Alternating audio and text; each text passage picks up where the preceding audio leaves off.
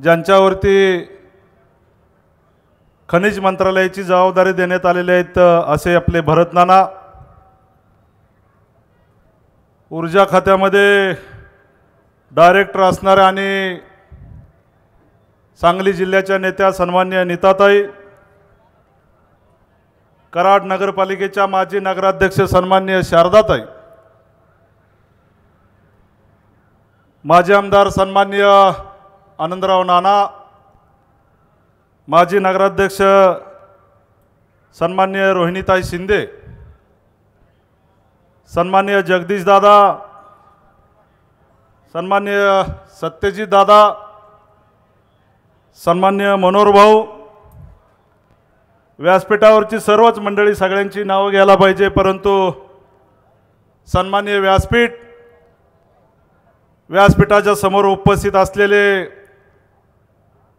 कराड नगरपालिकेतले सर्व मतदार, युवक बांधव, माता भगिनी, ज्येष्ठ नागरिक, खरं तर आता थोड्याच वेळामध्ये आपल्या सगळ्यांचे नेते आदरणीय देवेंद्रजींचं आगमन या ठिकाणी व्यासपीठावरती होतंय। खरं तर कराड ही एक ऐतिहासिक भूमी आहे आणि या ऐतिहासिक भूमीमध्ये आदरणीय अतुल बाबांच्या नेतृत्वामध्ये कराड नगरपालिकेची इलेक्शनला आपण सर्वजण सामोरे जातोय। 2024 मध्ये भारतीय जनता पार्टीचं सरकार राज्यामध्ये आलं आणि कराड दक्षिण आणि कराड उत्तर मध्ये भारतीय जनता पार्टीचे दोन्हीच्या दोन्ही आमदार हे प्रचंड बहुमताने निवडून आलेलं आपण सगळ्यांनी बघितलेलं आहे। आपल्या सगळ्यांना माहिती आहे, आपल्या सगळ्यांचे नेते आदरणीय नरेंद्रजी मोदी या देशामध्ये गेले 11 वर्ष सातत्याने एकही दिवस सुट्टी न घेता समाजाची सेवा करणे हे मूल तत्व धरून गेली 11 वर्ष या देशामध्ये भारतीय जनता पार्टीच्या विचाराचं सरकार या देशामध्ये काम करते। आपल्या सगळ्यांना माहिती आहे, आपल्या सगळ्यांचे नेते आदरणीय देवेंद्रजी गेल्या 1 वर्षामध्ये महाराष्ट्रामध्ये नवचैतन्य निर्माण करण्याची भूमिका घेऊन, सातत्याने विकासाची भूमिका घेऊन महाराष्ट्राच्या कानाकोपऱ्यामध्ये विकासाची गंगा नेण्याचं काम आदरणीय देवेंद्रजींच्या मार्गदर्शनाखाली केलं जातंय। आपल्याला माहिती आहे, सगळ्यांच्या आयडॉल आदरणीय अतुल बाबा सातत्याने समाजाची सेवा करणे, सातत्याने समाजातल्या शोषित वंचित लोकांना मदत करणे असा उदात्त भाव घेऊन गेले अनेक वर्ष कराड दक्षिण कराड उत्तर विधानसभा मतदारसंघामध्ये काम करतात। आपल्याला माहिती आहे, केंद्रामध्ये भारतीय जनता पार्टीचं सरकार आहे, राज्यामध्ये भारतीय जनता पार्टीचं सरकार आहे। जर आपण कराड नगरपालिकेमध्ये भारतीय जनता पार्टीच्या विचाराचं सरकार या ठिकाणी किंबहुना नगरपालिका दिली, तर जे आता महाराष्ट्रामध्ये डबल इंजिन सरकार काम करतंय त्याला कराडमधून एक तिसरं इंजिन, आपण ट्रिपल इंजिन सरकार या ठिकाणी आपण म्हणू, अशा पद्धतीचं जर कराड नगरपालिकेमध्ये आपण भारतीय जनता पार्टीच्या विचाराचं सरकार आणलं तर निश्चितपणे कराड शहर असेल किंबहुना कराड परिसराचा जो विकास अनेक वर्ष रखडलेला आहे तो करण्याची भूमिका आदरणीय अतुल बाबांच्या नेतृत्वामध्ये आपण सगळेजण करणार आहोत। आपल्याला माहिती आहे, केंद्र आणि राज्य सरकारने अनेक योजना हे आपल्यापर्यंत पोहोचवण्याचं काम गेले 10-11 वर्षामध्ये केलेलं आहे। सातत्याने मोदी सरकारच्या माध्यमातून अनेक योजना शेवटच्या घटकापर्यंत पोहोचताय। राज्य सरकारच्या माध्यमातून लाडकी बहीण योजना असेल, किंबहुना शेतकऱ्याची वीज माफी असेल, शेतकरी सन्मान निधी असेल, आयुष्यमान भारत कार्ड सारखी योजना असेल, अशा अनेक योजना सातत्याने राज्य आणि केंद्र सरकारच्या माध्यमातून आपल्या सगळ्यांना देण्यात येत आहेत। गेल्या 1 वर्षामध्ये आदरणीय अतुल बाबांच्या नेतृत्वामध्ये या मतदारसंघामध्ये किंबहुना कराड शहरामध्ये विकासाचा झंझावात झालेला आपल्या सगळ्याला बघायला मिळतोय।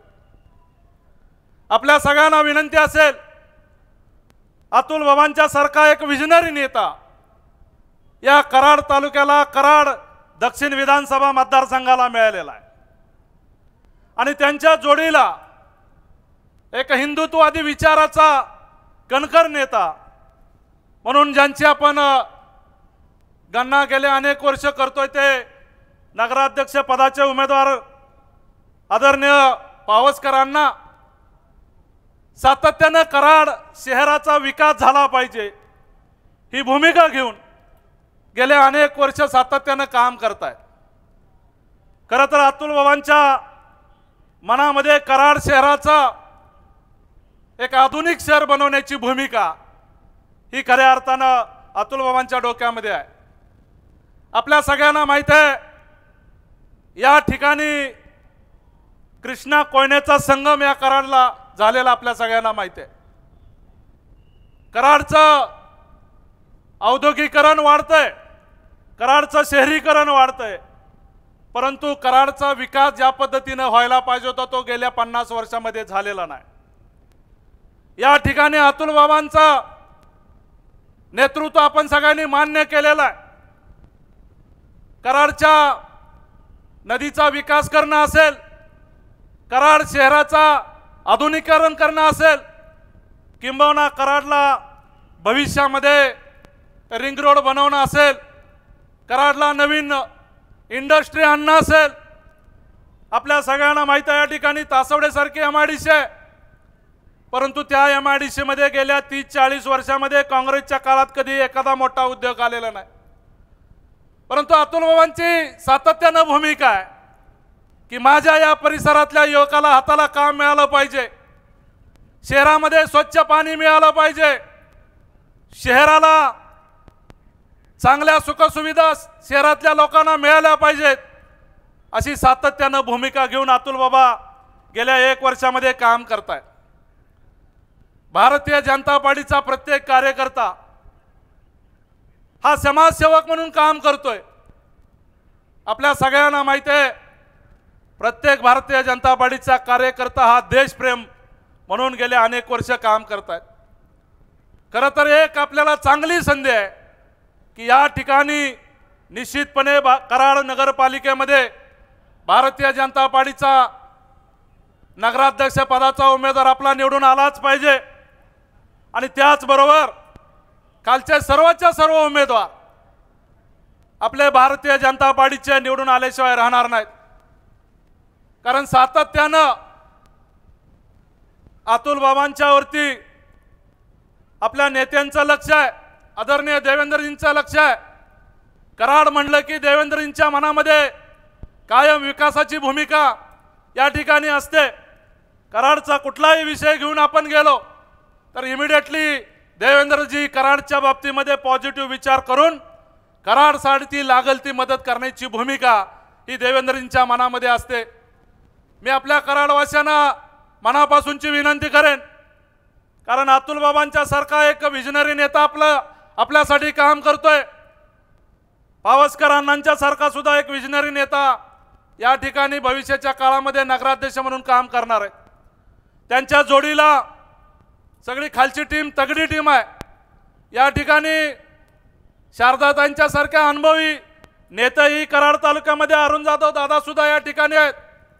अशा सगळ्यांच्या हातामध्ये जर कराड नगरपालिकेची आपण सत्ता दिली तर निश्चितपणे कराडचा विकास झाल्याशिवाय राहणार नाही। या ठिकाणी आपल्याला माहिती आहे मलकापूर नगरपालिकेमध्ये आपण पहिलेच आपले 6 उमेदवार बिनविरोध निवडून आलेले आहेत।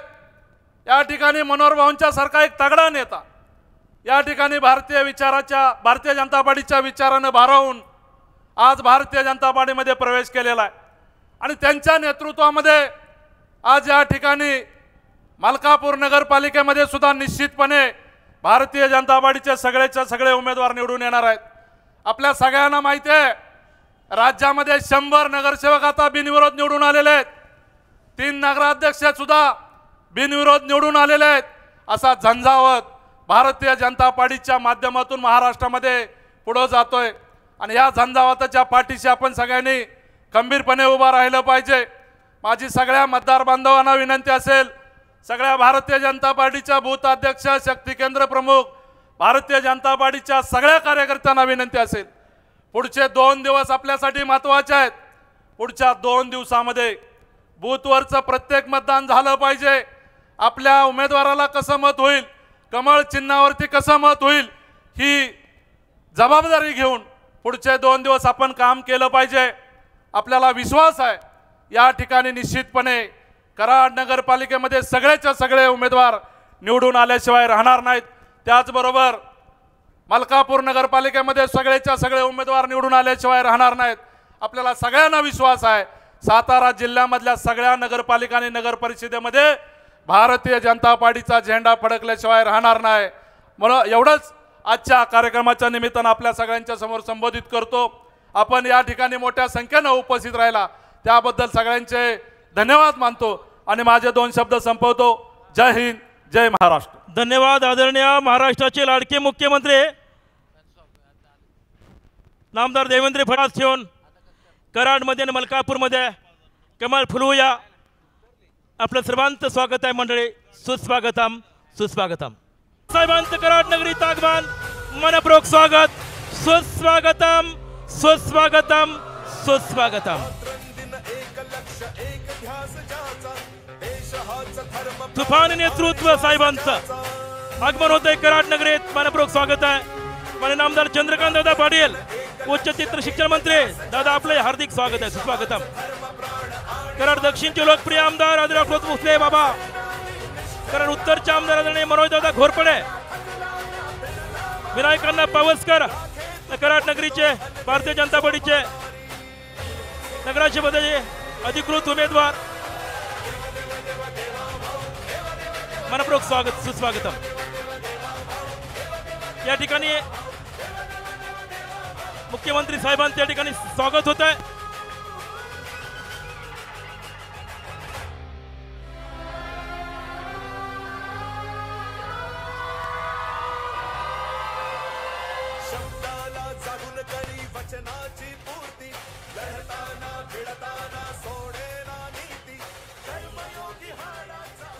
तमाम महाराष्ट्राच्या अस्मिता छत्रपती शिवरायांच्या प्रतिमेचं पूजन नामदार मुख्यमंत्री साहेबांच्या शुभेच्छा संपन्न होत आहे। छत्रपती शिवाजी महाराज की जय भवानी।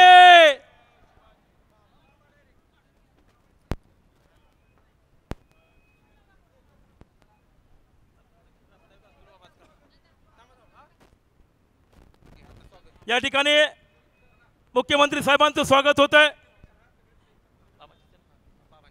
माननीय आमदार अतुल बाबांना विनंती करतो आपण आदरणीय मुख्यमंत्री साहेबांचं स्वागत संपन्न करावं।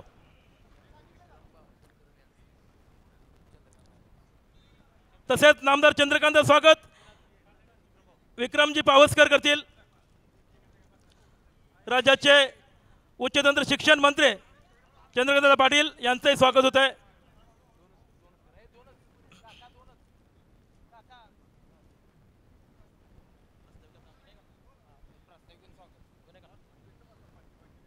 आजच्या सभेचं मिटाकर भी मिटा ना पाए ऐसी पहचान हूं मैं, रोक कर भी रोक ना पाए साथ तूफान हूं मैं, जंग के हर मैदान में जीत के हौसले हूं मैं, यूं नहीं करत का अतुल भोसले हूं मैं, अतुल भोसले हुए।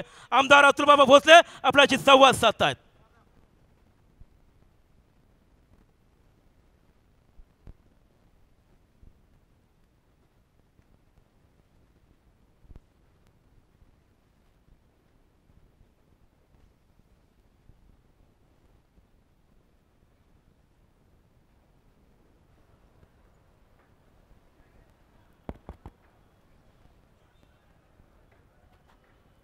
छत्रपती शिवाजी महाराज की जय भवानी। भारतीय जनता पार्टीचा आजच्या विराट अशा प्रचार सभेच्या निमित्तानं उपस्थित असणारे महाराष्ट्राचे लाडके मुख्यमंत्री, आपले सर्वांचे नेते आदरणीय देवाभाऊ, कार्यक्रमाला उपस्थित असणारे आदरणीय चंद्रकांत दादा, आदरणीय सुरेश बाबा, आपले भारतीय जनता पार्टीचे नगराध्यक्ष पदाचे उमेदवार, कराडचे आपले उमेदवार आदरणीय अण्णाजी पावसकर साहेब, मलकापूरचे आपले नगराध्यक्ष पदाचे उमेदवार आदरणीय तेजस दादा, भारतीय जनता पार्टीचे आणि जनशक्ती आघाडीचे सगळे अधिकृत उमेदवार, सगळे प्रमुख नेते मंडळी, कराडमधून आणि मलकापूरमधून मोठ्या संख्येने उपस्थित असणारे भारतीय जनता पार्टीचे सगळे कार्यकर्ते,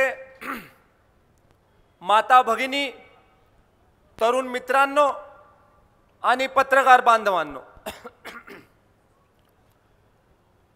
आज या सभेच्या निमित्तानं आदरणीय साहेबांना मी सांगू इच्छितो की साहेब, कराडचं आमच्या क्षेत्रफळ हे 10.51 स्क्वेअर किलोमीटरचं आहे। आमच्या कराडमध्ये 77 किलोमीटरचे रस्ते आहेत। आमच्या कराडमध्ये 87 किलोमीटरचं बंदिस्त गटार आहे। आमच्या कराडमध्ये 170 किलोमीटरचं उघडं गटार आहे। कराडची लोकसंख्या साधारण 70,000च्या घरामध्ये। या कराडमध्ये आपण 2016 साली साहेब आला होता। आपण ज्या वेळेला आला होता, आपल्या विनंतीला मान देऊन भारतीय जनता पार्टीच्या नगराध्यक्षा कराडकरांनी आपल्या विनंतीवर निवडून दिल्या होत्या। हे देखील आजच्या या कार्यक्रमाच्या निमित्तानं मी सांगू इच्छितो। साहेब, या 1 वर्षामध्ये आपण मला आशीर्वाद दिला, भारतीय जनता पार्टीने मला उमेदवारी दिली, मी विधानसभेमध्ये निवडून आलो आणि 1 वर्षामध्ये कराडसाठी, मलकापूरसाठी आम्ही काय काय केलं हे फक्त आपल्याला मी सांगू इच्छितो। निवडून आल्या आल्या विधानसभेमध्ये बरोबर आपण ज्या वेळेला असणार त्यावेळेची वेळ बघून मला बोलण्याची संधी मिळाली आणि त्याच्यामध्ये मी मांडलं की मला कराडमध्ये काय काय करून पाहिजे। आपण देखील त्या पहिलंच माझं भाषण होतं आणि आपण देखील सभागृह होता त्यावेळेला अनेक गोष्टींचा उल्लेख देखील मी त्या भाषणाच्या निमित्तानं केला होता। साहेब, आपल्या कराडमध्ये अनेक दिवसापासून नव्यानं स्टेडियम व्हावं अशी लोकांची मागणी होती। आपण मागच्या कालावधीमध्ये आला, आम्ही आपल्या समोर मागणी केली की कराडला नव्यानं स्टेडियम देण्याच्या बाबतीमधलं काम साहेब आपण करा। आपण कराडकरांना आमचा आशीर्वाद दिला आणि आपण 96,50,00,000 रुपयाचा निधी महायुती सरकारच्या माध्यमातून देवाभाऊंच्या नेतृत्वाखाली या शहराला देण्याचं काम केलं आणि आता काम प्रगतीपथावर आहे, जोमानं काम चाललेलं आहे। साहेब, पुढच्या 1.5 वर्षामध्ये मी या सगळ्यांच्या साक्षीनं सांगतो की कराडच्या नवीन स्टेडियमच्या उद्घाटनासाठी आम्ही आपली वेळ घेणार आहोत आणि तुम्हाला या स्टेडियमच्या उद्घाटनासाठी बोलवणार आहोत। मुंबईला, पुण्याला, दिल्लीला जिथं जिथं स्टेडियम आहेत त्या स्टेडियम सारखं स्टेडियम आमच्या कराडमध्ये होतंय। इंटरनॅशनल लेवलचा रनिंग ट्रॅक होतोय आपला, तिथं क्रिकेट टर्फ जो होतोय त्याला चांगल्या पद्धतीनं ड्रेनेजची सोय देखील आपण बाहेरच्या चांगल्या स्टेडियम प्रमाणे केलेली आहे। व्हॉलीबॉल कोर्ट होतोय, बास्केटबॉल कोर्ट होतोय, टेबल टेनिस कोर्ट होतोय, बॅडमिंटनचा कोर्ट होतोय, स्विमिंग पूलची सोय होते, जिम्नॅशियमची सोय होते, खेळाडूंच्या राहण्यासाठीची सोय होते, कोचच्या राहण्यासाठीची सोय होते। इतकं सुसज्ज असं आपण स्टेडियम करतोय आणि हे करत असताना साहेब आम्ही आपल्याजवळ मागणी केली की साहेब, इतकं भलं मोठं स्टेडियम आपण करतोय, जर का IPLची मॅच घेण्याची वेळ आली तर आपलं एअरपोर्ट देखील तितकंच चांगलं असलं पाहिजे। साहेब, आपल्या प्रयत्नांनी 220 कोटी रुपयाचा निधी हा कराडच्या एअरपोर्टसाठी देण्याचं काम हे आदरणीय देवाभाऊंच्या नेतृत्वाखाली केंद्र सरकारच्या माध्यमातून झालेलं आहे। साहेब मी ज्या वेळेला विधानसभेचा सदस्य झालो सगळ्या विभागांची बैठक घेतली. विभागांची बैठक घेतल्यानंतर मी त्यांना विचारलं की सांगा मला की कराडमध्ये आपल्याला काय काय करणं गरजेचं आहे. सार्वजनिक बांधकाम खात्याचे देखील लोक आले. सार्वजनिक बांधकाम खात्याच्या लोकांनी सांगितलं की हा ब्रिटिशकालीन पूल आहे, जुना कोयना पूल, याला ब्रिटिशकालीन पूल म्हणून आपण ओळखतो. एकदा दोनदा त्यांनी सांगितल्यानंतर मी माझ्या मनामध्ये विचार केला, हे काय आपल्या कर्तृत्वाचं लक्षण आहे का?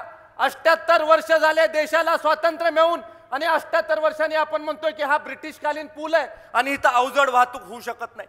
साहेब आपल्या सहकार्याने आदरणीय नितीन गडकरी साहेबांच्या तिथं पाठपुरावा करून 50 कोटी रुपयाचा निधी CRIF मधून मंजूर करून ते काम देखील आता प्रगतीपथावर आहे. 4 लेनिंगचा पूल आता तिथं आपण नव्यानं उभा करतोय. साहेब कराडमधून इतर उपनगरांना जाणाऱ्या रस्त्याच्या विषयी मी मागणी केली, आपलं पत्र घेतलं आणि परत CRIF मधून 55 कोटी रुपयाचा निधी कराडपासून कोरेगाव कोडोली पर्यंत कारव्यापर्यंत जाणाऱ्या रस्त्यावर टाकला. आणि हा रस्ता असा होतोय ज्याला सायकलिंग ट्रॅक आहे, ज्याला वॉकिंग ट्रॅक आहे, ज्याला LED लाइटिंग होणार आहे आणि अत्यंत सुसज्ज असा रस्ता हा देखील आपण आपल्या आशीर्वादामुळे हा रस्ता देखील तिथं होऊ शकतोय. मला कराडकरांनी मागणी केली 32 लहान लहान कामांची, प्रत्येक विभागामधल्या कामांची. त्या सगळ्या 32 लहान लहान कामांना 5,90,00,000 रुपयाचा निधी आपण देण्याच्या बाबतीमधलं काम DPDC असेल, स्थानिक विकास निधी असेल, याच्या माध्यमातून विचारपूर्वक करण्याच्या बाबतीमधला प्रयत्न केला. साहेब माझ्या लक्षात आलं की नगर विकास खात्याच्या माध्यमातून काही पैसे मिळण्याची शक्यता आहे आणि नवीन आमदारांना पैसे सरकार देण्याच्या आधी आपला माझ्यावर आशीर्वाद असल्यामुळे मला 10 कोटी रुपयाचा निधी हा तुमच्या आशीर्वादामुळे मिळाला आणि या 10 कोटी रुपयाच्या निधीमधून आपण अनेक उद्यानांना पैसे दिले. कुंभार समाजाने मागणी केली, त्यांना 50 लाख रुपयाचा निधी दिला. ब्राह्मण समाजाने मागणी केली, त्यांना 30 लाख रुपयाचा निधी दिला. डॉक्टर बाबासाहेब आंबेडकरांचा सामाजिक सभागृहासाठी मागणी करण्यात आली, 1 कोटी रुपयाचा निधी दिला. डॉक्टर बाबासाहेब आंबेडकर वाचनालयासाठी 1 कोटी रुपयाचा निधी दिला. मंगळवार पेठेमध्ये देखील उद्यानासाठी 1 कोटी रुपयाचा निधी आमच्या देवाभाऊच्या सरकारच्या माध्यमातून आम्ही दिला. हे आवर्जून या कार्यक्रमाच्या निमित्तानं मी आपल्याला सांगू इच्छितो. आपले आजचे जे नव्यानं निवडून जाणारे सगळे नगरसेवक आहेत, नगराध्यक्ष आहेत, यांना माझं सांगणं आहे की तुम्ही ज्या इमारतीमध्ये जाणार होता त्या इमारतीची पाहणी अण्णा मी आधीच केली होती आणि पाहणी केल्यानंतर मला लक्षात आलं की तुम्ही जेवढं कष्ट करून तिथं निवडून जाणार आहे त्या पद्धतीची ती इमारत नाही आणि त्या इमारतीसाठी 3.5 कोटी रुपयाचा निधी हा नगर विकास विभागाच्या विशेष वैशिष्ट्यपूर्ण योजनेच्या माध्यमातून अण्णा आपण आधीच मंजूर करून दिलेला आहे. जिथं जिथं शक्य आहे तिथं तिथं तेवढं काम करण्याच्या बाबतीमधला प्रयत्न आपण केला आणि 1 वर्षामध्ये कराडसाठी 259 कोटी रुपयाचा निधी आज महायुती आणि केंद्र सरकारच्या माध्यमातून आम्ही दिला. मलकापूरकरांनी मला मागणी केली, मलकापूरकरांनी मला सांगितलं अंतर्गत रस्ते होणं गरजेचं आहे. अंतर्गत रस्त्यांसाठी PWD खात्याचे मंत्री शिवेंद्र बाबांकडनं 20 कोटी रुपयाचा निधी दिला. छोट्या छोट्या कामांसाठी आपण पैसे मागितले, नगर विकास विभागाच्या माध्यमातून आपण निधी तिथं उपलब्ध करून दिला. आणि मलकापूरमध्ये तर साहेब आपण मास्टर स्ट्रोक केला की मलकापूरमध्ये आपल्या विरुद्ध निवडणूक लढण्यासाठी 4 प्रभागामध्ये माणसंच नव्हती अशा पद्धतीची परिस्थिती भारतीय जनता पार्टीने मलकापूरमध्ये निर्माण केली. मलकापूरच्या 22 जागांपैकी 6 जागा बिनविरोध करण्यामध्ये आपण यशस्वी झालो. 1 जागेच्या बाबतीमध्ये आता कोर्ट केसमुळे परत त्याची प्रक्रिया होणार आहे. राहिलेल्या 17 जागांच्या निवडणुकीमध्ये साहेब मी आपल्याला आश्वासन देतो की आम्ही 22-0 आणि नगराध्यक्ष पदाची सीट 75% मतं घेऊन तिथं निवडून आणणार आणि 23-0 करून आपल्यापर्यंत ते सगळे लोक घेऊन येणार. जे जे लोक विधानसभेला माझ्या बरोबर नव्हते त्या लोकांना आम्ही बरोबर घेतलं. त्या सगळ्या लोकांना सांगितलं की अतुल भोसले व्यक्ती म्हणून काही नाहीये, भारतीय जनता पार्टी आहे, कमळ आहे, माझं काही नाही आहे, सगळं आहे ते पक्षाचं आहे आणि मला विरोध केला तरी चालेल पण पक्षामध्ये सामील व्हा, देवाभाऊच्या नेतृत्वाखाली सामील व्हा. त्यांना आपल्या बरोबर साहेब घेतलं, विरोध सगळा मोडीत काढला. साहेब आज आम्हाला खूप मोठ्या प्रमाणावर विरोध होतोय. अशा पद्धतीची परिस्थिती महाराष्ट्रामध्ये क्वचित ठिकाणी असेल. जी परिस्थिती आमच्या कराड मलकापूरमध्ये 2 आपले महायुतीचे मंत्री, 1 माजी मंत्री, 1 माजी मुख्यमंत्री जेवढे पुढारी आहेत तेवढे पुढारी कागदावर लिहिले तर सगळेच्या सगळे पुढारी हे आज आमच्या विरोधात ठाकलेत. पण साहेब पक्षाच्या चिन्हावर निवडणूक लढवत नाहीयेत, आघाडी करून ते निवडणूक लढवतात आहे आणि म्हणतात आहे की आम्ही समविचारी पक्ष आहे. कसाचा समविचार आहे? महाविकास आघाडीचे घटक पक्ष, महायुतीतले घटक पक्ष, कसं काय तुमचा समविचार होऊ शकतोय? आम्ही ही निवडणूक लढताना खणखणीत भारतीय जनता पार्टीच्या चिन्हावर निवडणूक लढवतोय. सगळे नवीन दमाचे लोक मी दिलेले आहेत, आमच्या नवीन तरुण पोरांना संधी दिलेली आहे. कराडमध्ये नवीन वातावरण आणायचंय, मलकापूरमध्ये नवीन वातावरण आणायचंय. जे जुने विचार आहेत ते बाजूला करायचे आहेत, नव्या विचारांना आपल्याला सगळ्या कराडची मलकापूरची वाटचाल करायची.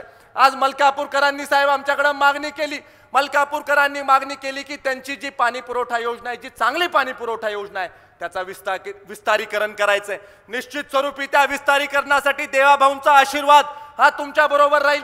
त्यानंतर त्यांनी मागणी केली की त्यांची बंदिस्त ड्रेनेजची योजना आहे त्याला अतिरिक्त पैसा उपलब्ध व्हावा. निश्चित त्याच्यासाठी पैसा उपलब्ध होईल.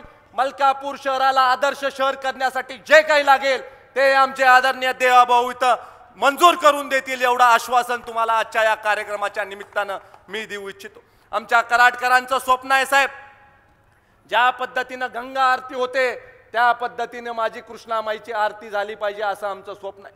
आणि त्यामुळे कराडमध्ये स्वर्गीय यशवंतराव चव्हाण साहेबांचा विचार आहे.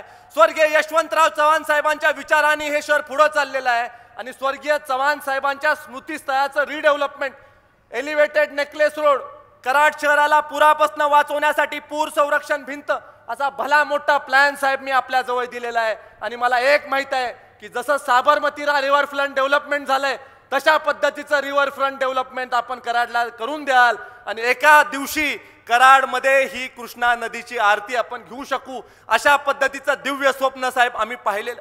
चव्हाण साहेबांच्या समाधी स्थळाचं रिडेव्हलपमेंट करण्याचा प्लॅन आम्ही आपल्या जवळ साहेब सादर केलेला आहे. मला माहित आहे की सहजासहजी हे सगळं होणार नाही. हे सगळं होण्यासाठी आदरणीय देवाभाऊंचा त्याच्यावर आशीर्वाद असणं गरजेचं आहे. आणि आपल्याला सांगताना मला आनंद होतो, आपण थांबलेलो नाही. आपण एका वर्षामध्ये आदरणीय मुख्यमंत्री साहेबांच्या आदेशाने याचं एस्टिमेट करून याचा संपूर्ण प्रस्ताव परत एकदा मुख्यमंत्री कार्यालयापर्यंत नेलेला आहे. आणि मी आज आपल्याला खात्रीनं सांगतो की आपण भारतीय जनता पार्टीचा नगराध्यक्ष आणि सगळे नगरसेवक पूर्ण बहुमत द्या. आदरणीय साहेब कराडचं नंदनवन करण्याच्या बाबतीमधलं हे महत्त्वपूर्ण पाऊल घेतील आणि खऱ्या अर्थानं रिव्हरफ्रंट डेव्हलपमेंट झालेलं तुम्हाला कराडमध्ये दिसेल. कराडमध्ये आपल्याला अजून काय काय पाहिजे? नवीन कोर्टाची आपल्याला इमारत पाहिजे, निश्चित स्वरूपी त्याला पैसे आपण उपलब्ध करून देणार आहे. आपल्याला कराडमध्ये अजून काय काय पाहिजे तर कराडमध्ये आपल्याला नागरी सुविधेसाठी असंख्य गोष्टी करणं गरजेचं आहे, त्या देखील आपल्याला करणं आवश्यक आहे. साहेब खऱ्या अर्थानं आमच्या कराडकरांचा मोठा प्रश्न आहे की माजी मुख्यमंत्री राज्यातले आमचे जिथं राहतात इथंच मागच्या बाजूला साहेब राहतात. खरं आपल्याला वेळ नाही तर मी आपल्याला तिथपर्यंत घेऊन गेलो असतो. तिथं ग्रेट वॉल ऑफ चायना इतकी भिंत त्यांनी आपल्या घराच्या जवळ बांधली. मी बघितली भिंत आणि मी म्हटलं की इतकी भली मोठी भिंत का बांधली आहे साहेबांनी? तर तिथं झोपडपट्टीमधल्या पाटण कॉलनीमधले माझे लोक तिथं मागे असतील, त्यांनी मला सांगितलं की आम्ही दिसू नये म्हणून मुख्यमंत्र्यांनी भिंत इतकी उंच बांधली. साहेब 70 वर्ष झोपडपट्टी आहे आणि 60 वर्ष यांच्या घरामध्ये सत्ता आहे तरी सुद्धा झोपडपट्टीचं पुनर्वसन केलेलं नाही. साहेब मी माझ्या पहिल्या भाषणामध्ये उल्लेख केला की पाटण कॉलनीच्या झोपडपट्टीचं पुनर्वसन हे कुठल्याही परिस्थितीत माझ्या पहिल्या टर्म मध्ये मी करणार आणि त्याच्यासाठी देखील आपण त्याच्यामध्ये लक्ष घालणं गरजेचं. 11 ठिकाणी कराडमध्ये झोपडपट्टी आहे. 11 ठिकाणपैकी पाटण कॉलनी आहे, स्टेडियमच्या मागची झोपडपट्टी आहे, जुन्या पोयना पुलाच्या तिथली झोपडपट्टी आहे, 12 डबरी परिसराच्या तिथली झोपडपट्टी आहे, गेट नंबर 2च्या तिथली झोपडपट्टी आहे. अशा 11 ठिकाणी झोपडपट्टी आहे.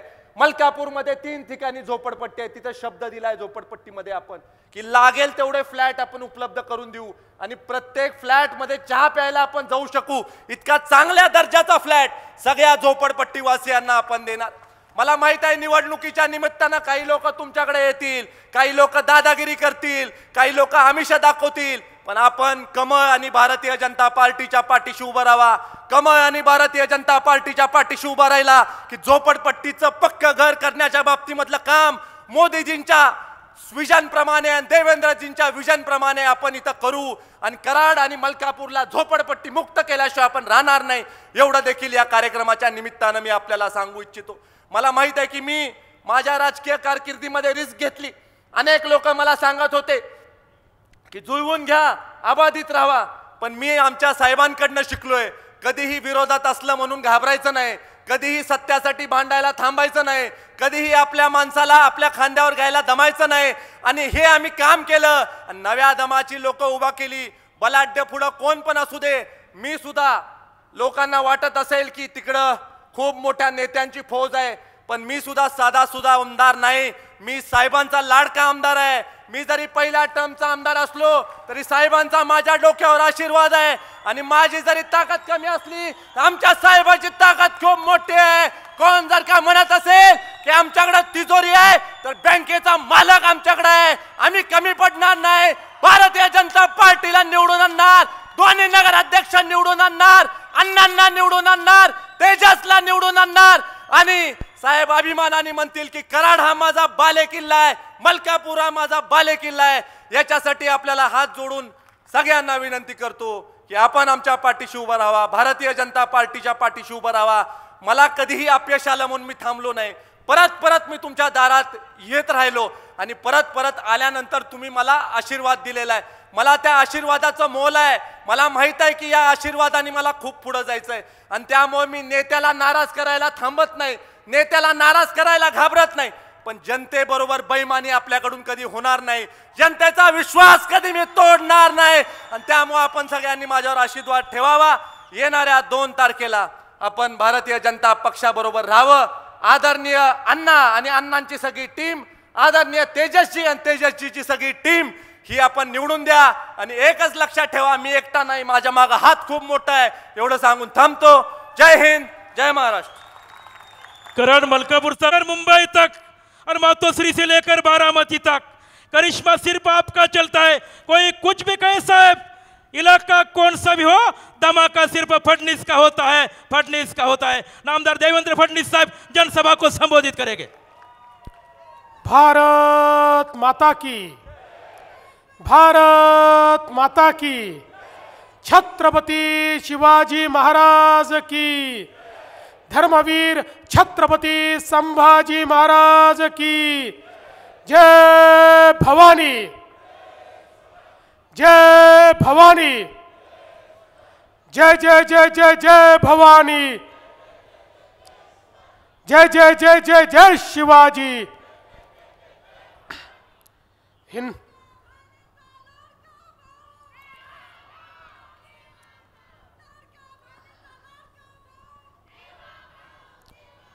हिंदवी स्वराज्याचे सरसंस्थापक छत्रपती शिवरायांना मानाचा मुजरा करतो. भारतीय राज्यघटनेचे शिल्पकार भारतरत्न डॉक्टर बाबासाहेब आंबेडकर यांना मानवंदना अर्पित करतो. आज कराडच्या या प्रचंड मोठ्या प्रचार सभेमध्ये मंचावर उपस्थित महाराष्ट्राचे उच्च व तंत्र शिक्षण मंत्री माननीय चंद्रकांत दादा पाटील, आपल्या कराडचे तरुण तडफदार आणि खऱ्या अर्थानं ज्यांचा उल्लेख मी कार्य सम्राट आमदार म्हणून करेन असे अतुल बाबा भोसले, या ठिकाणी आपले दुसरे लोकप्रिय आमदार मनोज दादा घोरपडे, भरत नाना पाटील, नीताताई केळकर, डॉक्टर सुरेश बाबा भोसले, मकरंद देशपांडे, सत्यजित पाटणकर, रामकृष्णजी वेताळ, विक्रम पावसकर, आनंदराव पाटील, शारदाताई जाधव, रोहिणीताई शिंदे, नीलमताई येडगे, जगदीशजी जगताप, अरुणजी जाधव, मनोहरजी शिंदे, सुषमाताई लोखंडे, सुहास जगताप, नगराध्यक्ष पदाकरता या कराडचे आपले अतिशय ज्यांना अनुभव आहे असे अनुभवी उमेदवार विनायकप्पा पावसकर आणि त्यासोबत मलकापूरचे आपले उमेदवार तेजस सोनावणे, या ठिकाणी उपस्थित नगरसेवक पदाकरता जे निवडणूक लढवत आहेत असे सर्व आपले या ठिकाणचे उमेदवार, मोठ्या संख्येनं उपस्थित असलेल्या माझ्या सर्व लाडक्या बहिणी आणि उपस्थित असलेल्या तितक्याच लाडक्या भावांनो, मला आज अतिशय आनंद आहे की छत्रपती शिवरायांचा इतिहास सांगणारी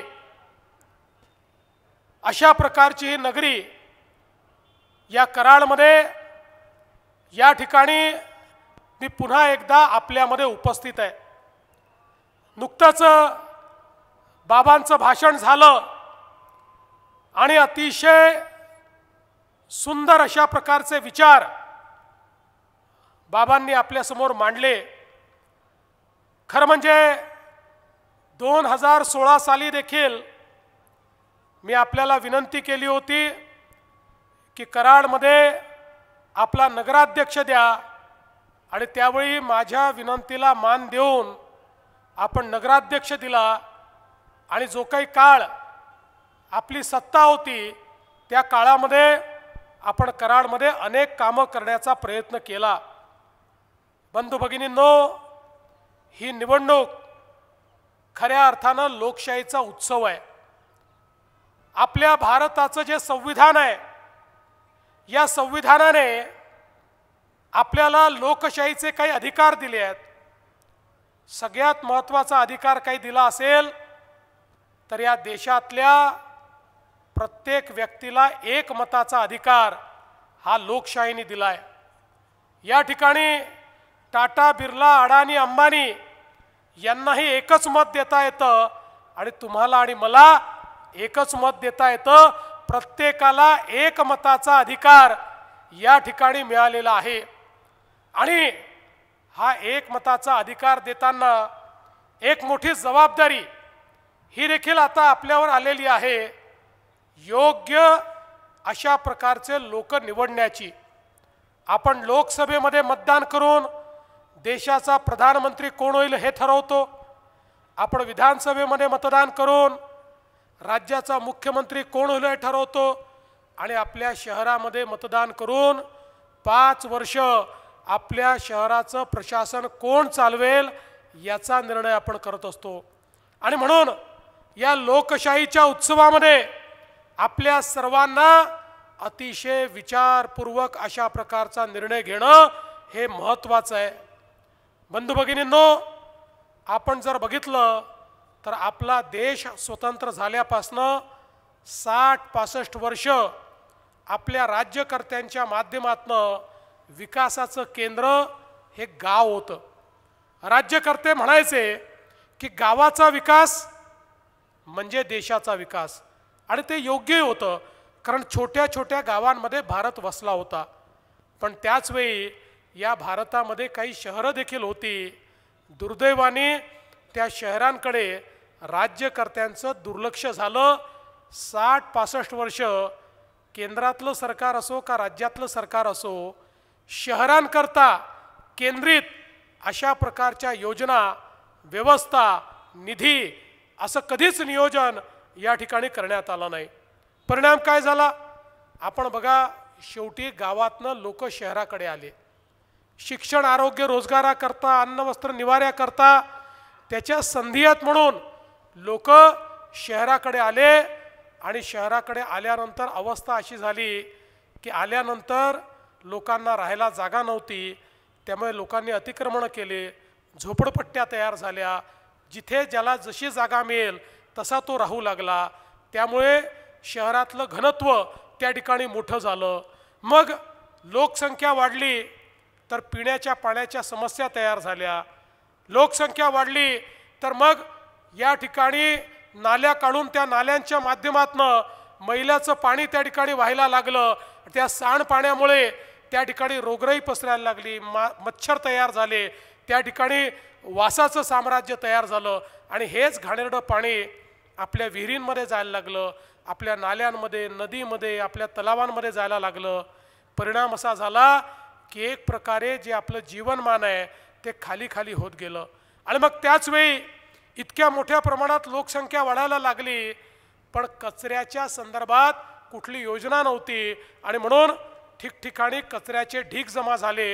आणि मग एखादी जागा शोधायची त्या ठिकाणी सगळा कचरा डंप करायचा आणि त्या जागेतून वेगवेगळ्या प्रकारचे वास, त्या जागेतून वेगवेगळ्या प्रकारचे गॅसेस, अशा पद्धतीनं आपलं प्रदूषण, आपली हवा या ठिकाणी खराब करण्याचं काम या सगळ्या शहरांमध्ये होत होतं. आणि म्हणून शहरीकरण सातत्याने वाढत होतं, पण त्या शहरीकरणाकडे लक्ष देणारं कोणीच नव्हतं. आपण जर आपल्या महाराष्ट्राचा विचार केला तर महाराष्ट्रामध्ये 6.5 कोटी लोक 40,000 गावांमध्ये राहतात आणि तेवढेच 6.5 कोटी लोक कराडसारख्या 400 शहरांमध्ये राहतात. म्हणजे अर्धी लोकसंख्या 40,000 गावांमध्ये आणि अर्धी लोकसंख्या 400 शहरांमध्ये राहते.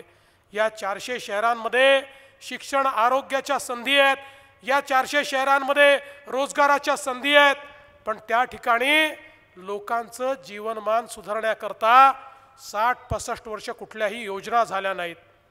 देशामध्ये पहिल्यांदा प्रधानमंत्री म्हणून मोदीजींनी शपथ घेतली आणि पंतप्रधान झाल्यानंतर मोदीजींनी सांगितलं, भारत जसा गावात राहतो तसेच भारतीय शहरात देखील राहतात. आणि म्हणून मोदीजींनी सांगितलं, शहरांचाही विकास करावा लागेल, गावांसोबत शहरांकडेही लक्ष द्यावं लागेल. देशाचा 65% GDP हा शहरामध्ये तयार होतो. या ठिकाणी वस्तू सेवांची निर्मिती, शिक्षण आरोग्याच्या संधी, रोजगाराच्या संधी या शहरांमध्ये आहेत. त्यामुळे शहरी जीवन जोपर्यंत आपण बदलणार नाही, शहरात राहणारा गरीब, शहरात राहणारा मध्यमवर्गीय याला जोपर्यंत आपण सोयी देणार नाही तोपर्यंत खऱ्या अर्थानं आपण त्यांचं जीवन बदलू शकत नाही. आणि म्हणून पहिल्यांदा आपल्या देशामध्ये शहरांकरता योजना तयार करण्याचा निर्णय मोदीजींनी घेतला. आणि मग स्मार्ट सिटीची योजना, अमृत शहराची योजना, स्वच्छ भारत शहरांची योजना, प्रधानमंत्री आवास योजना शहरी, अशा अनेक योजना मोदीजींनी तयार केल्या आणि लाखो कोटी रुपये शहरांच्या विकासाकरता देणं सुरू केलं. आज आपण पाहतोय एकट्या महाराष्ट्राला मोदीजींनी अमृत योजनेच्या माध्यमातून 50,000 कोटी रुपये आपल्या शहरांचं चित्र बदलण्याकरता या ठिकाणी दिले आहे. आज प्रत्येक शहरामध्ये पिण्याचं पाणी मुबलक मिळालं पाहिजे. शहरामधला जो या ठिकाणी सगळा मैला आहे, जे सांडपाणी आहे, आत्ता चतुर्बाबा सांगत होते आपल्याकडे किती सांडपाणी हे भुयारी गटारातनं जातं आणि किती सांडपाणी हे नाल्यांमधनं जातं. हे संपूर्ण सांडपाणी बंदिस्त भुयारी गटारातनं गेलं पाहिजे आणि त्याच्यावर प्रक्रिया होऊन त्या ठिकाणी STPच्या माध्यमातनं त्या पाण्यातनं मैला वेगळा होऊन त्याच्यातनं खत निर्मिती आणि पाणी जे शुद्ध झालेलं आहे तेच पाणी नदीमध्ये आणि नाल्यामध्ये गेलं पाहिजे. अशा पद्धतीनं आज सगळ्या योजना आपण तयार केल्या.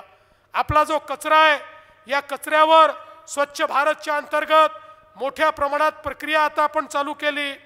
खरं म्हणजे आता आपण सर्क्युलर इकॉनॉमीचा विचार करतोय आणि सर्क्युलर इकॉनॉमीचा अर्थ काय आहे? Nothing is waste, everything is wealth. कचऱ्यातही वेल्थ आहे. आता या वेगवेगळ्या योजनांच्या माध्यमातून मोदीजींनी सगळ्या शहरांना त्या ठिकाणी पैसा दिला. आपल्या महाराष्ट्रामध्ये 250-300 शहरांमध्ये आज स्वच्छ भारतच्या अंतर्गत कचऱ्यावर प्रक्रिया चालली आहे. 100% कचरा जमा होतो, त्या कचऱ्यावर प्रक्रिया आपण करतो आणि ती प्रक्रिया करून त्या ठिकाणी कचऱ्यापासून पेलेट्स तयार करतो, म्हणजे कचऱ्यापासून कोळसा तयार करतो, कचऱ्यापासून खत तयार करतो. एवढंच नाही, आता तर आपण कचऱ्यापासून तयार होणाऱ्या खताचा एक महाराष्ट्राचा ब्रँड देखील तयार केला आहे.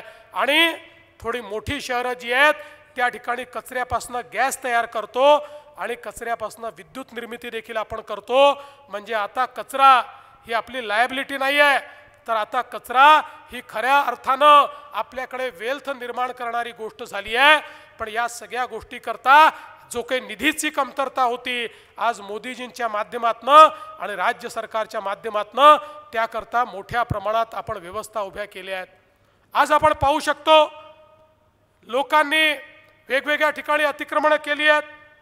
आपण 2 महिन्यापूर्वी निर्णय केला आणि वेगवेगळ्या प्रकारची अतिक्रमणं लोकांनी ज्या ठिकाणी केली असतील त्या ठिकाणी त्यांना मालकी हक्काचे पट्टे देण्याचा निर्णय आपण केला। याचं कारण प्रधानमंत्री आवास योजनेच्या अंतर्गत आपल्याला 2.5 लाख रुपये मिळतात। त्या 2.5 लाख रुपयामध्ये आपण जो बेघर आहे त्याला घर देऊ शकतो। त्या 2.5 लाख रुपयामध्ये आपण झोपडपट्टीत कच्च्या घरात राहणाऱ्याला घर देऊ शकतो किंवा त्या ठिकाणी त्यांच्याकरता एक चांगली स्कीम तयार करून त्यामध्ये वेगवेगळ्या योजनांतनं सगळ्या प्रकारच्या सोयी उभ्या करून एक चांगली कॉलनी देखील त्यांची तयार करू शकतो। पण याकरता अडचणी होत्या, जागा मिळत नव्हती। आता आपण निर्णय केला, एकीकडे अतिक्रमण जिथे नियमित करता येईल त्या ठिकाणी आपण अतिक्रमण नियमित करतो आहे आणि ज्या ठिकाणी ते करता येणं शक्य नाही तिथे सरकारची जमीन देऊन त्या ठिकाणी फ्लॅट स्कीमच्या माध्यमातून लोकांना सगळ्या सोयी देण्याचं काम करतोय। त्यामुळे अतुल बाबा तुम्ही चिंता करू नका। तुम्ही पृथ्वीराज बाबांची चिंता केली आहे, त्यांच्या घराजवळच्या झोपडपट्टीची चिंता केली आहे, तुम्ही कराड आणि मलकापूरच्या सगळ्या झोपडपट्टीवासियांना पक्क घर देण्याची चिंता केली आहे। तुम्ही चिंता करू नका, तुमच्या पाठीशी मी उभा आहे। तुमचं हे स्वप्न मोदीजींच्या प्रधानमंत्री आवास योजनेतनं पूर्ण करण्याचं वचन मी या ठिकाणून देऊन जातोय। या कराड आणि मलकापूरमध्ये कोणालाही झोपडीत राहू द्यायचं नाही, अशा प्रकारचा आज आपला सगळ्यांचा मानस आहे। बंधू भगिनींनो, आज मोठ्या प्रमाणात आपण पाहतोय वेगवेगळ्या प्रकारच्या योजना आपण करतोय। आज या अमृत शहरातले रस्ते असतील, अमृतमधनं शहरामध्ये उद्यानं असतील, अमृतच्या माध्यमातनं हरित पट्टे असतील, अमृतच्या माध्यमातनं सरोवर विकास असेल, प्रत्येक गोष्ट या ठिकाणी करण्याकरता आज आपण योजना तयार केली आहे। एखाद्या शहराला काय काय आवश्यक आहे ते देखील आपण या ठिकाणी करतोय। आणि बंधू भगिनींनो, एवढंच नाही तर आता मोदीजींनी त्या ठिकाणी आपल्याला योजना दिली आहे, आयुष्यमान योजना। त्या आयुष्यमान योजनेच्या अंतर्गत प्रत्येक शहरामध्ये आयुष्यमान हॉस्पिटल आपल्याला तयार करायचं आहे। तसं तर कृष्णा असल्यामुळे आपल्याला चिंता नाही आहे, पण तरी देखील सगळ्या छोट्या छोट्या शहरांमध्ये त्या ठिकाणी मोफत व्यवस्था आपल्याला उभ्या करायच्या आहेत। आपल्याला माहिती आहे मागच्या काळामध्ये आपण महात्मा फुले जनारोग्य योजना सुरू केली। महात्मा फुले जनारोग्य योजनेमध्ये आपण 5 लाखापर्यंतचा इलाज सगळ्यांना मोफत केला। जात पाहायची नाही, धर्म पाहायचा नाही, त्याचे कुठलं रेशन कार्ड पाहायचं नाही, त्याचं वय पाहायचं नाही, सगळ्यांना 5 लाखापर्यंतचा इलाज हा आपण मोफत केला। मला काही लोक भेटले आणि ते असं म्हणाले, साहेब 1300 रोगांकरता तुम्ही 5 लाखाचा मोफत इलाज दिलाय, पण तुमच्या पॅकेजमध्ये अनेक असे रोग नाही आहेत की ज्याच्यामध्ये 3-3, 4-4 लाख रुपये खर्च होतात, पण तुमच्या पॅकेजमध्येच ते नसल्यामुळे आम्हाला त्याचा फायदा मिळत नाही। पुन्हा मी सगळे अधिकारी कामाला लावले, अनेक लोकांशी त्या ठिकाणी चर्चा केली, जे लोक या क्षेत्रात आहेत अतुल बाबांसारखे त्यांच्याशी मी चर्चा केली आणि निर्णय केला, आता 1300 नाही 2400 आजाराकरता 5 लाखापर्यंतचा इलाज हा सगळ्यांना आपण मोफत केलेला आहे। आणि 9 आजार तर असे आहेत की ज्या आजारामध्ये 5 लाखाच्या वर 35 लाखापर्यंतचा खर्च राज्य सरकारच्या माध्यमातून देण्याचा निर्णय मी केला। आज शहरातल्या प्रत्येक व्यक्तीला उत्तम आरोग्य मिळालं पाहिजे, आरोग्याच्या सोयी मिळाल्या पाहिजे, अशा प्रकारचा आपला प्रयत्न या ठिकाणी आहे। आणि खऱ्या अर्थानं अतुल बाबांनी तर ज्या प्रकारे या शहराचा विचार केलाय, त्यांनी जे या ठिकाणी छत्रपती शिवाजी महाराज क्रीडा संकुल, ज्यावेळेस ते माझ्याकडे आले आणि म्हणाले क्रीडा संकुल करायचं आहे, अतुल बाबांनी काही म्हटलं की मी नाही म्हणतच नाही, त्यामुळे मी घोषणा करून टाकली। मला वाटलं अतुल बाबा कराडसारख्या ठिकाणी 25 कोटी रुपयाचा आराखडा घेऊन येतील, पण हे महाराज इतके हुशार आहेत, यांनी देशभरातल्या क्रीडा संकुलाचा विचार केला आणि मग स्वतःचे पैसे खर्च केले। एक कोणीतरी देशातला क्रीडा क्षेत्रातला प्रायव्हेट आर्किटेक्ट पकडला, त्याला सांगितलं चांगल्यातलं चांगलं क्रीडा संकुल आमच्या या जागेत कसं बसेल ते बघा, आणि 100 कोटी रुपयाचा आराखडा माझ्याकडे घेऊन आले। पण मी देखील सांगितलं, अरे ज्या क्रीडा संकुलाचं नाव छत्रपती शिवाजी महाराज क्रीडा संकुल आहे ते उत्तमच असलं पाहिजे, आणि म्हणून 96 कोटी रुपये आपण त्याकरता दिले आणि आज सर्वोत्तम अशा प्रकारचं क्रीडा संकुल। आणि बाबा चिंता करू नका, थोडे जास्त पैसे लागले तरी आपण देऊ, पण सर्वात उत्तम अशा प्रकारचं क्रीडा संकुल या ठिकाणी आपल्याला तयार करायचं आहे. कैलासवासी खाशाबा जाधव क्रीडा संकुल ते करतायत, त्याच्याकरता 25 कोटी रुपये मिळाले आहेत. निविदा आता त्याच्या देखील आपण काढलेले आहेत आणि पुलाकरता देखील त्यांनी 50 कोटी रुपये आणले. वेगवेगळ्या पंचायत समितीची इमारत असेल, रस्ते असतील, जवळपास वेगवेगळ्या रस्त्यांकरता, कारण जरी ही नगरपालिकेची निवडणूक असली तरी नगरपालिकेच्या लोकांनाही बाहेर जावं लागतं. त्यामुळे सगळीकडचे त्यांच्या मतदारसंघातले जे जोड रस्ते आहेत या रस्त्यांकरता जवळपास 400 कोटी रुपयाचा निधी हा अतुल बाबांनी या ठिकाणी मिळवला आणि मोठ्या प्रमाणात हा विकासाचं कार्य ते करतायत. आंबेडकर वाचनालय असेल, पाणी पुरवठा योजनेची दुरुस्ती असेल, वेगवेगळी कामं जी त्यांनी केली आहेत त्या सगळ्या कामांच्या माध्यमातून मोठ्या प्रमाणात एक परिवर्तन या ठिकाणी दिसत आहे. आणि आता त्यांच्या मनामध्ये जे आपलं प्रीती संगम आहे, यशवंतराव चव्हाण साहेबांचं समाधी स्थळ, या समाधी स्थळाचं रिडेव्हलपमेंट झालं पाहिजे अशा प्रकारचा विचार त्यांनी मांडला आहे. मी अतुल बाबा तुमचं अभिनंदन करेन.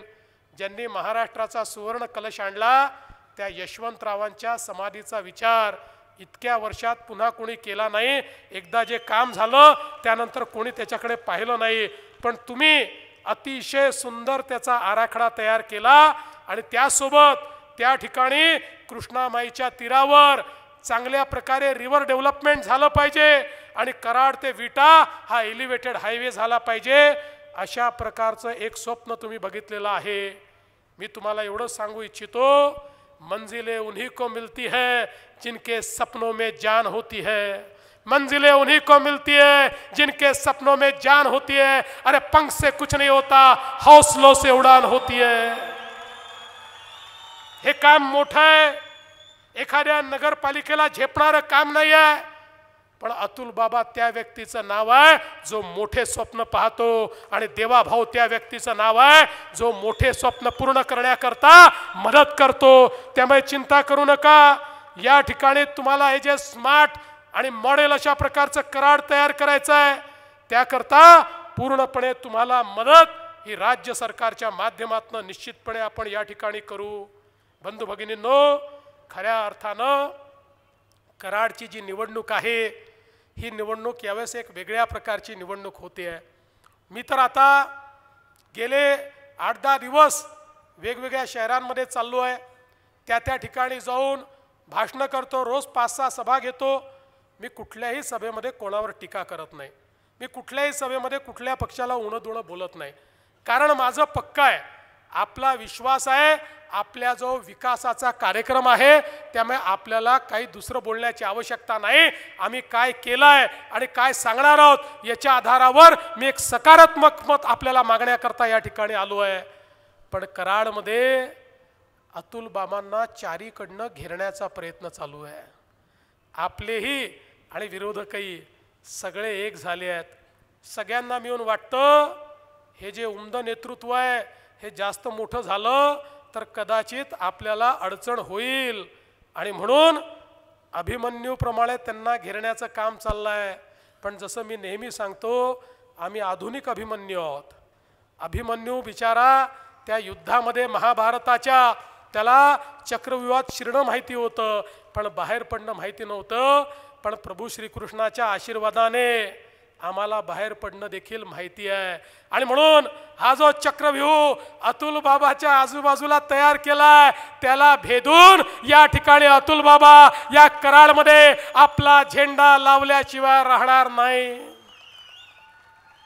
पण कराडकरांनो, तुम्हालाही मी विनंती करतो, आज अण्णा पावसकरांसारखा एक अनुभवी अशा प्रकारचा उमेदवार, आज तेजस सोनवले यांचा सारखा मलकापूरचा उमेदवार, यासारखे उमेदवार आपण दिले आहेत. आणि जे आपले नगरसेवक पदाचे उमेदवार आहेत, मला अतुल बाबा तुमचं अभिनंदन करायचं आहे. सगळे जनतेतले उमेदवार तुम्ही दिले, सामान्य घरचे, सर्वसामान्यांमध्ये वावरणारे अशा प्रकारचे उमेदवार तुम्ही दिले आहेत. आणि या उमेदवारांना खऱ्या अर्थानं समाजामध्ये काय केलं पाहिजे याची तळमळ आहे. मी तुम्हाला हीच विनंती करण्याकरता आलो आहे. आता अतुल बाबांसारखं एक नेतृत्व आपल्याला लाभलेलं आहे. बंधू भगिनींनो, इतकं तरुण तळपदार नेतृत्व हे लाभण्याकरता अनेक वर्ष निघून जातात. खरं म्हणजे मला तर या गोष्टीचा आनंद वाटला असता की पृथ्वीराज बाबा देखील म्हणाले असते की चला आता अतुल बाबांसारखं एक तरुण नेतृत्व कराडचं नेतृत्व करताय, मी देखील अतुल बाबा तुम्हाला आशीर्वाद देतो. पण ठीक आहे, त्यांना जे करायचं आहे ते करतील, इतर आमचे मित्रही जे करायचं आहे ते करतील. पण कराडवासियांनो, माझे आता राजकारणामध्ये 30 वर्ष पूर्ण झाले आहेत. राजकारणामध्ये मला भविष्य दिसतं आणि मी अतुल बाबा भोसले मध्ये भविष्य पाहतो. लक्षात ठेवा, तुम्ही जो आमदार निवडून दिलाय तो भविष्यामध्ये मोठा नेता होण्याची क्षमता ठेवणार आहे आणि म्हणूनच त्याला सगळे घेरून मारण्याचा प्रयत्न करतायत. आणि म्हणून आता कराडकरांची जबाबदारी आहे की या ठिकाणी हे युद्ध अतुल बाबांचं नाही आहे, हे युद्ध पावसकरांचं नाही आहे, हे युद्ध कराडवासियांनो हे तुमचं युद्ध आहे. या युद्धामध्ये तुम्हाला प्रत्येकाला समोर यावं लागेल आणि समोर येऊन या ठिकाणी खऱ्या अर्थानं विजय हा खेचून आणावा लागेल. हा विजय अतुल बाबाचा नाही, हा पावसकरांचा विजय नाही, हा कराडचा विजय असणार आहे. आणि म्हणून कराडच्या विजयाकरता येत्या 2 तारखेला कमळाची चिंता तुम्ही करा, पुढचे 5 वर्ष तुमची चिंता आम्ही करू, हा विश्वास तुम्हाला देतो. आणि माझ्या लाडक्या बहिणींना सांगतो, लाडक्या बहिणींनो,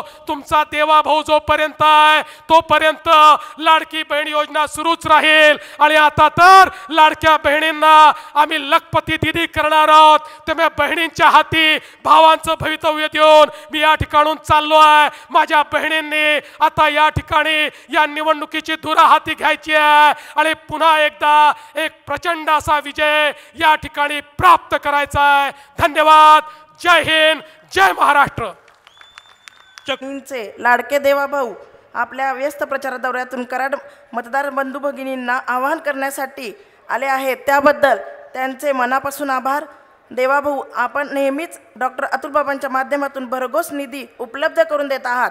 असाच आशीर्वाद आमच्या कराडकरांना असू देत. गेली 15 दिवस आपले कार्यसम्राट माननीय डॉक्टर अतुल बाबा भोसले व त्यांचे सर्व कुटुंबीय दोन्ही शहराच्या प्रचारासाठी सक्रिय आहेत, त्याबद्दल आपले आभार. आणि आदरणीय चंद्रकांत दादा पाटील, प्रदेश महामंत्री मकरंद भाऊ देशपांडे, कराड उत्तरचे आमदार मनोहरदादा घोरपडे, प्रदेश उपाध्यक्ष विक्रमदादा पावसकर, आदरणीय भरत नाना, आदरणीय नाना व सुरेश बाबा, नगराध्यक्षपदाचे दोन्ही उमेदवार, त्याचबरोबर मंचावरील सर्व मान्यवर व उपस्थित पत्रकार बंधू, भारतीय जनता पार्टीचे पदाधिकारी व कार्यकर्ते